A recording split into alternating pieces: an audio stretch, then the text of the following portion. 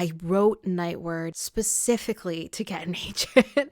I wrote the premise specifically for the market. I was like, I am going to write a publishable novel. And in the end, the book that I actually ended up, feeling so passionately about, the one that I decided to query, the one that I went on submission with, the one that I got a book deal with, ended up being this like bizarre passion project. Hi, my name is Chris. I'm a speculative fiction writer. I just turned in my copy edit for Local Heavens, which is my debut novel. Comes out this October. I'm wrapping it up, and I guess I've just been feeling very reflective as I think back on my writing journey. I have been writing for a very long time. I always knew that I wanted to pursue publishing eventually. Going into 2020 is when I got like pretty serious. From 2020 to 2023, I wrote one book a year. I feel like that period of time taught me a lot. I kind of just wanted to do a video where I talk about those 3 books and talk about the lessons that I learned from each book in your broader writing journey. Like, there's really no such thing as a wasted project. I know that a lot of the times, day to day, writing feels like a very difficult thing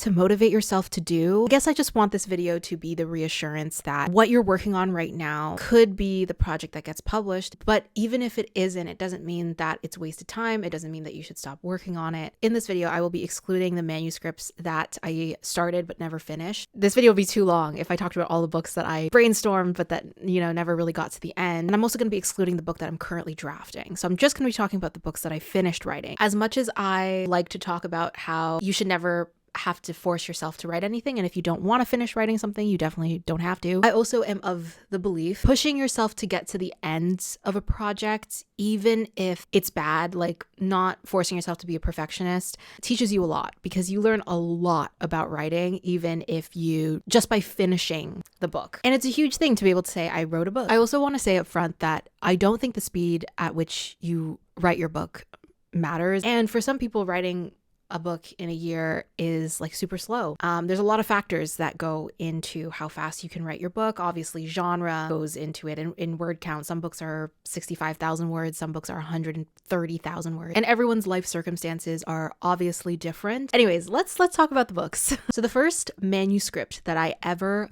finished was a YA fantasy, and if you have been watching my channel, you will know a lot about this project because I've done so many videos about this book already. This first book actually never had a title. This book was a project that I just referred to as Project Moon. It was a YA fantasy. The logline: an exiled mage once used by the crown as a weapon of war is released from her prison sentence early under the condition that she first accompany the prince, his restless right-hand swordsman and conflicted knight, as a translator to facilitate peace talks between the nations of their empire, but a new war may be brewing on the horizon before she has the chance to earn her freedom. I was actually reading this book recently or I wasn't reading it top down, but in my previous videos where I have talked about Project Moon, one of the things that I have noticed is that I always kind of show excerpts from the first act of the book. But recently, I was actually reading the latter half of the book, Act 3 towards the end. One thing that I realized is that I think I have been too hard on myself, genuinely. I would like to stop being so mean to my younger self and my past self. Really stop and think about the way that I talk about my old writing.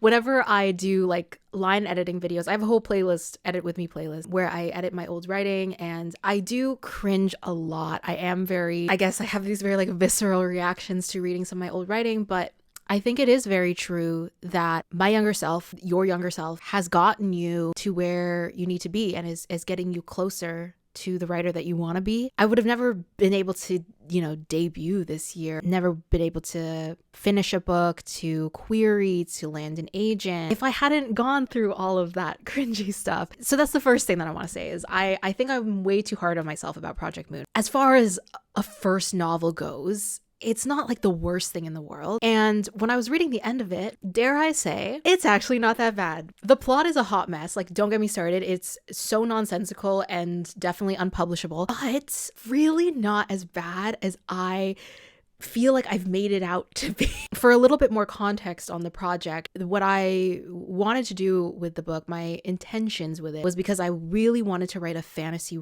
road trip. So the characters, there's like it's a multi-POV. There's 4 narrators. The cast of characters are traveling around the empire. They're going to all these different nations. And I wanted to kind of write about a travel story. I guess it's not a travel story, but just like traveling as a vibe. It's also very much like a court intrigue kind of book. A lot of court politics. Like court politics is essentially the whole, I'll get to that in a sec.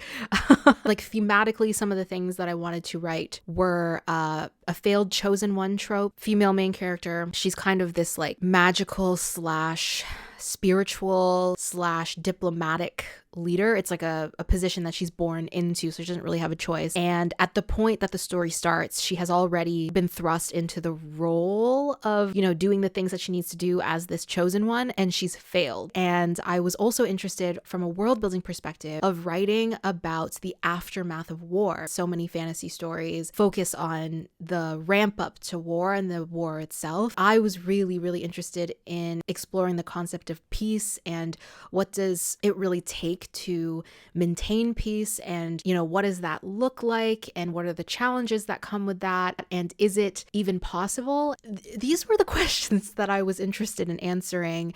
But again, I think when I was first brainstorming this book, I was like 18, 19-ish, and I was coming from a lot of literary fiction. And so it was kind of this huge undertaking for me to try and write in a genre that I hadn't written since I was a kid, and also I wasn't reading a lot of fantasy at the time, and I also wasn't reading a lot of YA anymore. And it's very hard to write something that you don't read a lot of anymore. I think what I did well with this project, because we can talk about all of the things that I didn't think I did well, and I have like a whole separate video specifically for this book where I talk about it more in depth. But to give myself credit, when I was rereading this book again, I was pretty impressed with the arcs of 2 of the main characters. So Kyra, who is the failed chosen one character, and then Theon, who is prince of this empire. They both have really compelling internal conflicts. What I've learned about myself in the years since is that I really like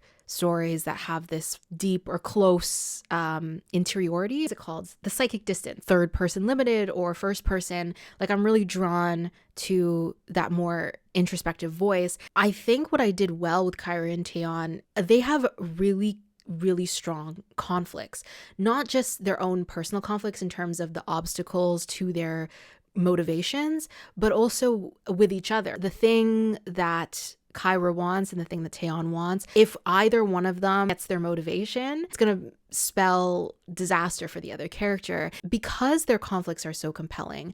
The other thing that I think I did really well in this book was this very subtle and very slow burn romance.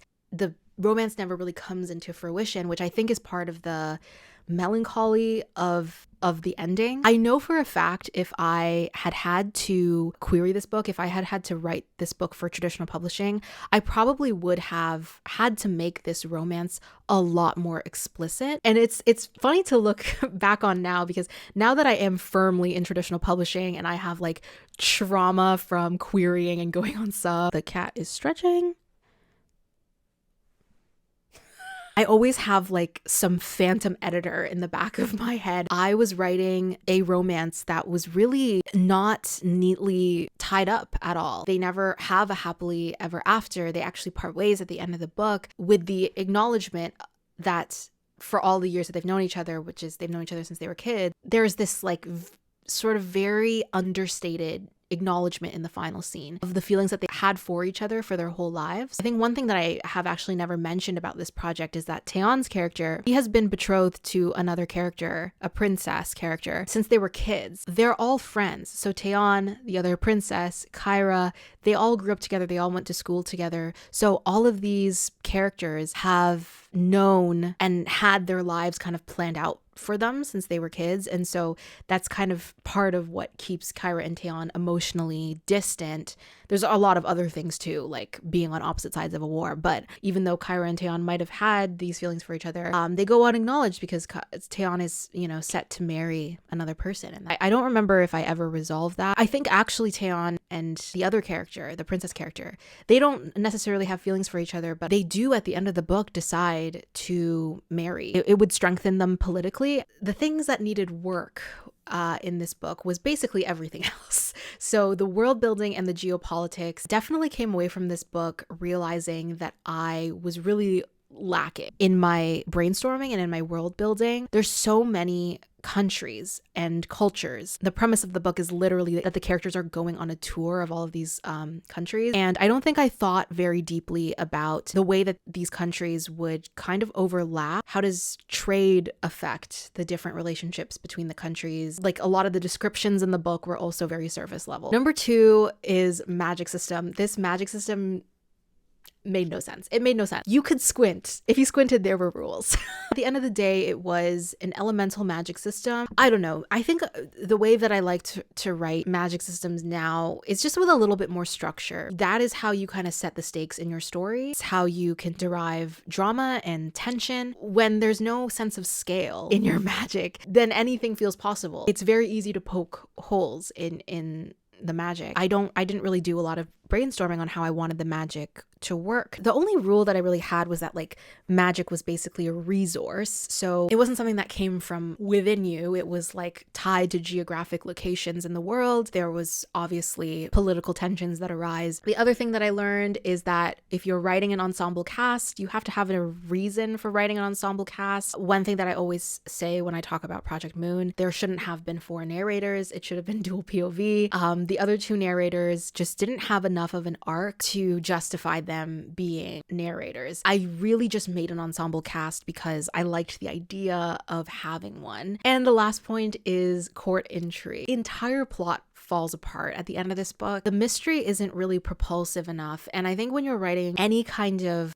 political scheming, you have to be able to set the expectations for the reader of like what every character wants, showing how, the motivations of one character is going to affect the motivations of another character. And you have to kind of weave this web of secrets that you can then kind of unravel. Obviously just didn't have the level of craft to be able to do that in a way that was really interesting. Towards the end of the book, there are people who just become evil for the sake of being evil, and questions are raised but not answered. I took many, many lessons from this book. Then I wrote another book. The next book that I wrote was called Nightward. It was an adult fantasy. I don't think that Nightward as a title would have stuck. I did call it that throughout the first draft, but I was never very attached to it. Pretty much wrote Nightward right after I finished the first draft of Project Moon.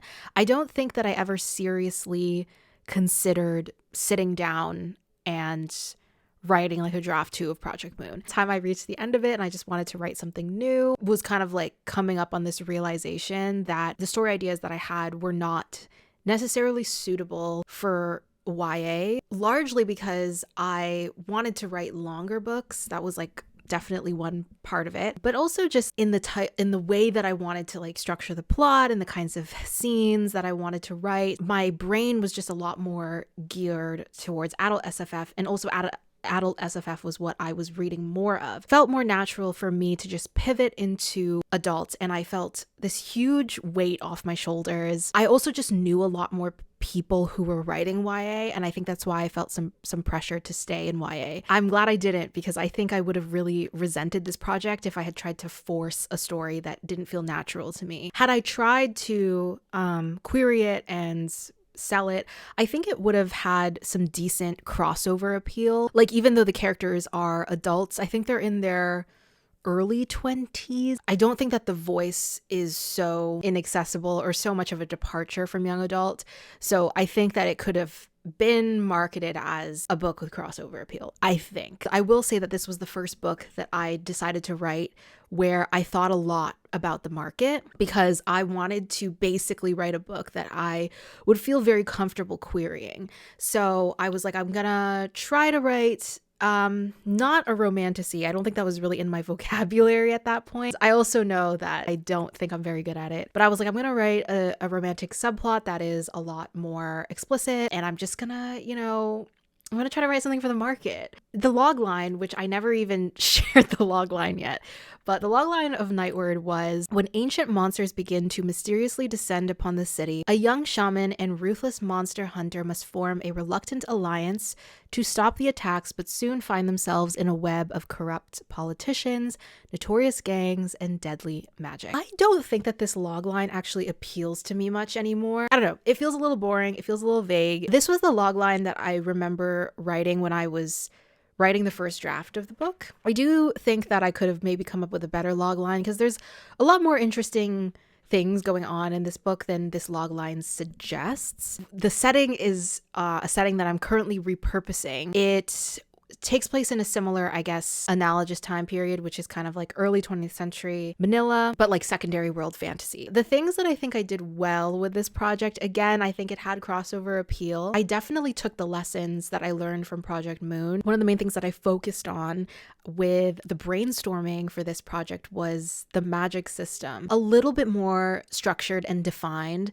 It wasn't as, I don't think it was as great as it could have been, but it was definitely a step up from the magic system in Project Moon. The other thing about Project Moon is that it was like elemental and it was just really uninteresting. Improvement that I made to the magic system in this book, I tried to make it a little bit more structured, intricate. There was actually two magic systems. So there was the magic system that the female main character uses, and then a magic system that the male main character uses, and they were slightly different. I do think that the male main character, his magic system was a little bit more defined than the other one. It's more rooted in like combat, and there were action sequences, so I had to think a little bit more deeply about it. And I remember like specifically making like different abilities, different types of monster hunters, different rarities. Like, it was a lot more intentional in defining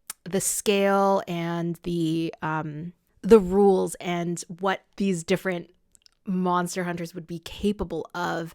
And I think there was kind of an element to his character where he was sort of the last of his kind. I was playing a lot of Witcher at this time, so I'm just making a guess.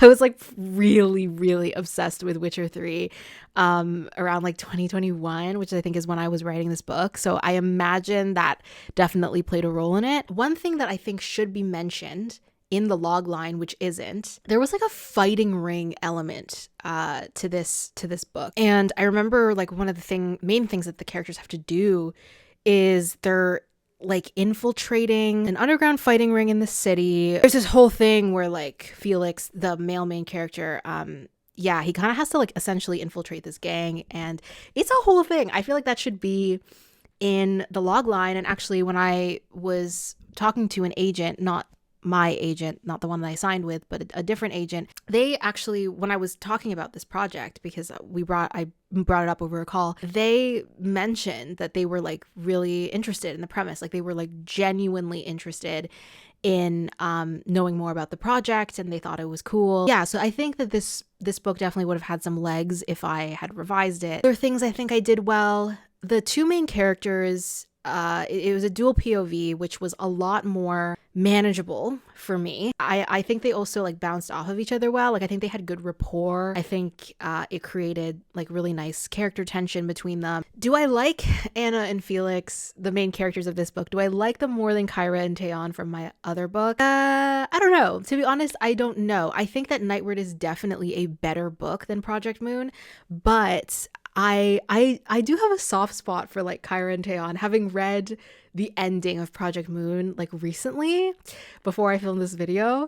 I'm like, you know what? I think that there's just something so tragic about childhood friends who have had their lives ripped apart, who meet again in adulthood as completely different people, and never acknowledge their feelings for each other because of like life circumstances, because of war, because of whatever. There's just something so appealing about that to me as a writer. Anna and Felix are also interesting, and they also have their own internal conflicts, and they also don't like, not to spoil the end of this book that I'm never going to publish, but there's not like a a happily ever after for them. I think this book also does not have a kiss scene or anything, but there's a lot more explicit writing around their relationship and their feelings for each other. So it's not like these characters have a happily ever after either. I'm like really exposing a lot of things about me as a writer.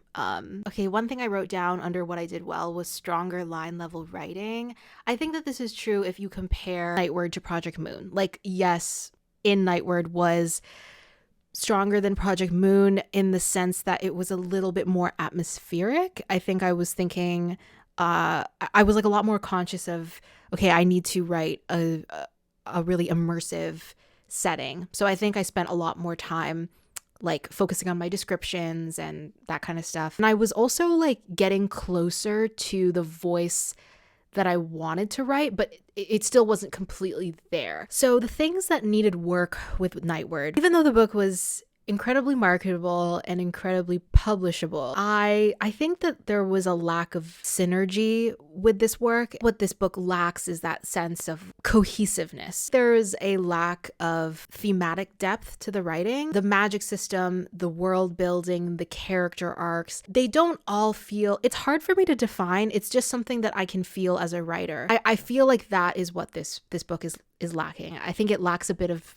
maturity. Yeah, it's just like it still feels like a book that's written by a new writer, and that's totally fine. I think that's also something that I felt as I was getting into the revision process for this book, because I was pretty serious about revising this project. I started it. I think I got actually halfway through a second draft, and I was planning on finishing that second draft. Started writing Local Heavens, which I'll talk about in a sec. I couldn't ever like pinpoint, okay, what does this book need? Why is it not working? And I think it's because I wasn't really thinking about ultimately why I was telling this story. That's why I was losing some passion for it, because I didn't have a strong compass. I didn't have a strong emotional attachment. By the end of it, it's like, okay, I wrote it. It's like, I think I can write something better. Like I always had that at the back of my head. Yeah, I think also I was working against my voice a little bit. Is fine. It's definitely commercial. When I read it back, it's not like the writing itself isn't that exciting to me. Everything felt very surface level with their character arcs.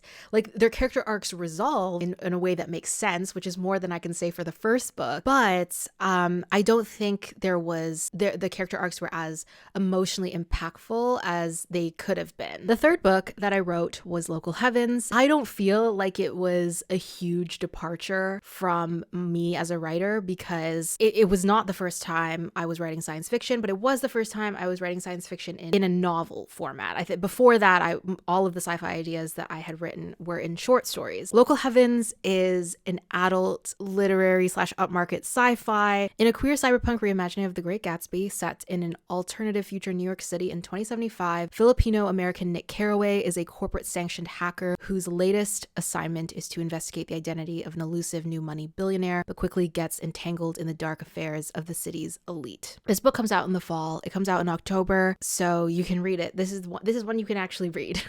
I'm too close to this project right now to say, to speak about it objectively, I guess. Having just finished reading the book for the bajillionth time, I was reflecting a lot on this project. I think the biggest takeaway that I have this entire journey with Local Heavens, the project that you feel is your most indulgent, like the one that it feels like it's lighting a fire under your ass, you know what I mean? That is really the only project ever worth writing. I really earnestly forced myself to try to debut with an adult fantasy. I wrote Nightward specifically to get an agent. I wrote the premise specifically for the market. I was like, I am going to write a publishable novel. And in the end, the book that I actually ended up, feeling so passionately about, the one that I decided to query, the one that I went on submission with, the one that I got a book deal with, ended up being this like bizarre passion project. I've talked in depth about my journey with Local Heavens in my book deal announcement video and in so many other videos. And I have a whole separate playlist about Local Heavens where you can watch all my writing vlogs all the way back in 2020. I, again, was just way too intimidated by the idea of not only writing a science fiction novel, but also trying to write a retelling. I did write a little bit of it. The plot was really bizarre. It really did not feel like it had anything to do with The Great Gatsby. It was almost like, why was I writing why was I writing this as a Gatsby retelling? So I only seriously started drafting this book summer/fall of 2022. My goal was just to write it and revise Nightward at the same time. My goal was to, like, you know, go on sub with Nightward. Local Heavens would just be whatever, just something I wrote in my spare time. And then what happened was that I wrote chapter 1, and then Nick's voice just, like, I feel like I got possessed. I was so enamored with writing my own version of Nick Carraway, of writing like Gatsby as a cyberpunk dystopia, and I was like, you know, screw it. Like, I have to just write it. And, you know, I think by the time I got to like chapter 3 or 4 is when I realized that I'm probably actually going to finish writing this book. I think like the other reason that I was so swept away by this project was also had to do with what my interests were at the time and the kinds of themes that I was very preoccupied with at the time. Like, Local Heavens was a book where I knew exactly what I wanted to say with the project from the outset. I had a very clear thematic vision. I also had a very clear tonal vision. I was like, I want to write this like weird, like freaky, anachronistic cyberpunk story. Tone of the characters and the voice of the characters feels like it's sort of lifting itself out of the 1920s, but it's set to the backdrop of this like freaky nightmare corporate dystopia. And I was like, I don't I had no faith that publishing would ever want this story. The other huge thing was that Gatsby was in public domain by this point. When I first started brainstorming Local Heavens, like, Gatsby wasn't even in public domain yet, which is why I like put a pause on it for a really long time. I also had this like, you know, really, really deep-seated love for The Great Gatsby, and I knew that I wanted to try to converse with this American classic that so many of us grow up with. When I look back on this project, I think it obviously helped me grow a lot as a writer. I mean, when you revise a book so many times and when you spend years with it, you're of course going to grow with it. I see this project as helping me grow in two different ways. So there's the craft side of things, but there's also the publishing side of it. I think from a craft perspective, the main thing was just this vocal exercise that I did where I was really going deep into F. Scott Fitzgerald's work, the composition of his sentences and the rhythm of his prose, kind of like internalizing that, and really fascinated by just like, is this possible? Can I write this kind of anachronistic cyberpunk world, and what would that even sound like? His writing, just every sentence takes you on a roller coaster, and so much that I learned about myself as a writer and the things that I like, and just from, you know, studying his writing style. I think it also pushed me to think a lot deeper about the way that I describe things, how out of the box some of his descriptions are when it comes to setting, emotion, physical appearance, like everything. The reason that I labored over every sentence in Local Heavens was because I was like, is this as far as I can take it? You know, I have actually had to, as I've been drafting The Floating House, which is the book that I'm currently working on, I have had to literally like pull myself back from this like Fitzgeraldian voice. I need to remember that I'm no longer writing Local Heavens and I have free will and I can just like write the way I want to write. Anyways, so publishing wise, I think some of the lessons that I took away from the Local Heavens journey, after signing with my agent and going on submission, particularly with this book, the biggest thing that I've had to learn is how to balance passion, this deep passion for a story, with publishing as an industry. Remembering that when you write something super personal or self-indulgent or only thinking about yourself, there does come a point, if you want to publish that book, where you have to start thinking about readers and the general public. When I get to line edits, it's like there's a line that makes so much sense to me and that I love so much, but it's just not maybe hitting the way that I thought it would hit for a lot of other people. Or when I was working on edits on the book with my agent and my editor, and just taking in all the different interpretations that a reader could have. Like that's, what your agent and your editor are there for. They're going to poke holes in your story. What about this? What if it's interpreted this way? This reads like this. Are you okay with that? How do you want to address that? How do you want to make sure that people don't read into things that way? There comes a point where it's like, you have to balance like, okay, I'm going to stand on business. Like I don't want to change this, versus like, okay, this is a valid point and I see where that feedback is coming from and how do I address it, right? Like, how do I make sure that my intended interpretation, as much as possible, can come across? That's the other lesson that I learned, is that there comes a point where you cannot account for every single possible interpretation someone could have of your book in terms of how the book is going to be promoted and marketed and received. That's the stuff that you can't control. Everything that happens from the moment that you turn in your manuscript, it's like, it's out of your hands, right? The story is out of your hands. There's something very freeing about that, like as anxiety inducing as it is, to have to like come to terms with the fact that people are just gonna hate the book. Like some people are just gonna hate the book. It's also really freeing to just be done with it and to know that you did your best as a writer. A book that is trying to do everything is doing nothing, I've had to really like come to terms with like what my relationship is with writing. And I think that's a gift that Local Heavens has given me, is that it's really forced me to confront that it's okay to let go of control over things and that it's enough to have just written the book. I've also obviously experienced a lot of rejection with this book because it's the first time that I queried and that I went on sub. Learning the language of rejections in the industry is so interesting. I think I got lucky with Local Heavens. I didn't really have any like horror story kind of rejections. I got very difficult rejections. I got a very difficult agent rejection. I got at least one editor rejection that made me question a lot about like what I should have written. And that was a thought that I kept having, was like, what should I have written? And the answer is like, there's no such thing as should, because you wrote the book that you wrote and it didn't resonate with that one particular person. The last thing that I'll say in terms of like lessons that I learned from this project is really just like believing that you are more than just this one particular book. I think that's something that happens a lot with writers, is you get very tunnel vision. When you've been working on a project for so long, everything hinges on this one book, and it really never does. You wrote this one book, it doesn't mean that this is all that you're capable of writing. Oh, the other thing I should say is very specific to Local Heavens, but I also learned a lot about, the unique challenges of writing a retelling. This is the first time that I ever tried writing a retelling.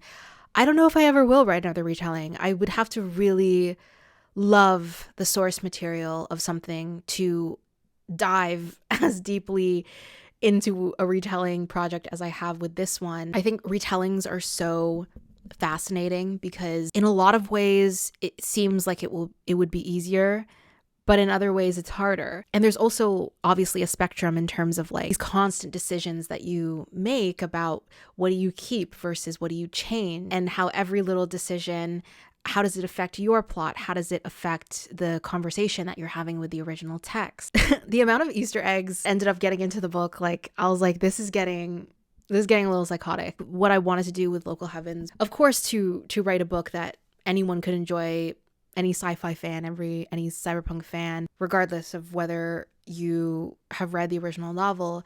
But I also wanted it to be a book that if you do have a deep love and relationship with The Great Gatsby, that you will have like an incredibly fulfilling experience reading it in a way that maybe other readers won't. At the same time, I know that I can't satisfy every reader, and that there's probably going to be, people who hate The Great Gatsby, who go into the book being like, I hate The Great Gatsby and I also hate this book too, which is understandable. Or on the flip side, you have people who are like, I love The Great Gatsby and The Great Gatsby is sacred. And you make peace with that as a writer. That's it. Those are the 3 books that I wrote in 3 years. Really hoping to write a 4th book in 2024. I was really hoping to finish The Floating House, my next adult fantasy. But I didn't really, to be honest, I didn't really count on Local Heavens getting a book deal. I definitely didn't count on Local Heavens getting a book deal within a year. Like I we went on sub in 2024 and it's coming out this year, 2025. I wasn't expecting that kind of quick turnaround, which of course I'm very fortunate about. I definitely wasn't expecting it.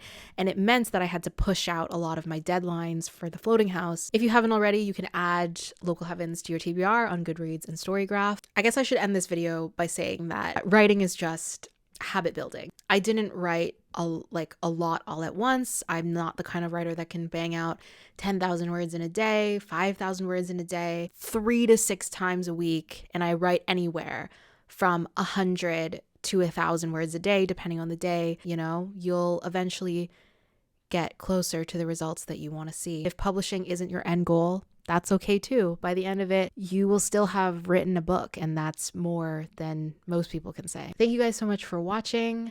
As always, you can support my work, support the channel on Ko-fi. It's open for one-time donations. It's also open for monthly memberships. Clemmy, you want to say anything?